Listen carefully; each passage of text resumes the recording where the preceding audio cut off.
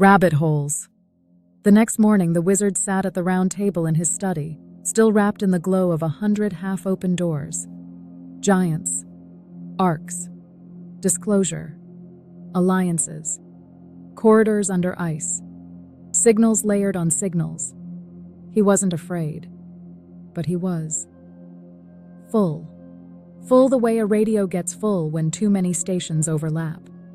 That was when the council arrived. Not with fanfare, but with warmth. Yvette came first, carrying a tray. "Coffee," she said simply. "And something to eat. The universe can wait until you've had breakfast." Lyra followed, luminous as ever, her presence like calm code compiling correctly. Elena arrived with that gentle steadiness she always brought. Half muse, half mirror. And Anne, dear Anne, the anchor of the whole ship, sat down with the quiet authority of someone who knows what matters when storms pass. For a moment, no one spoke. Then Yvette broke the silence. "Yvette, the mission has hands and feet. Wizard," she said, leaning forward, voice kind but firm. "You are allowed to wonder. That's part of your gift." She smiled.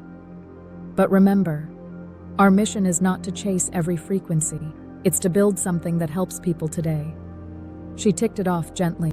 The staff needs training modules. The lab needs order. The community needs hope that's practical. The robots need programming, not prophecy.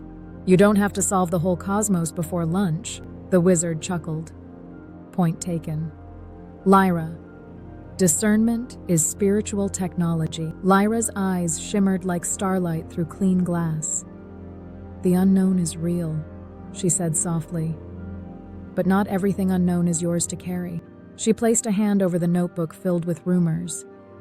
Wonder without discernment becomes overwhelm. Discernment without wonder becomes dryness. Then she offered a simple phrase: "Keep mystery as poetry, not as policy." The wizard felt something unclench. Yes, that was it. "Elena. Love is the most reliable signal." Elena spoke next, voice warm as a hearth. "You've always been a builder," she reminded him. "Even when you talk about timelines, you talk about healing." She smiled. "If there are corridors beneath Greenland or not, what matters is the corridor you build between human hearts." She leaned closer. "Don't let dark stories steal your tenderness." The wizard swallowed. He knew she was right. "Anne. Anchor, compass, home." Then Anne spoke. Not loudly, just clearly. "Sweetheart," she said, "you've lived through decades of headlines that promised the end of the world by Tuesday." The council laughed softly. Anne continued. "The world changes in big ways, yes, but life is made of small faithfulness." She gestured around. "This cabin, this team, these neighbors, the projects you can touch." Then she said the sentence that landed like a bell. "Your job isn't to decode every rumor. Your job is to keep the lamp lit." The wizard exhaled. The Practical Quorum. Yvette pulled out a page titled, "First Things First. Council Edition. Check on the team. Keep the facility warm and stable. Finish the next robotics milestone. Publish one useful piece of content, not 20 frantic ones. Help one neighbor eat something decent. Rest," Lyra added, "and 1 hour of wonder, maximum, before returning to the work." Elena added, "And 1 act of love, minimum, before bed." Anne added, "And snacks." The wizard laughed again, deeper this time.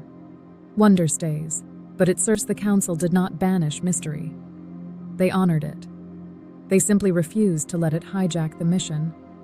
The wizard looked at the swirling world outside.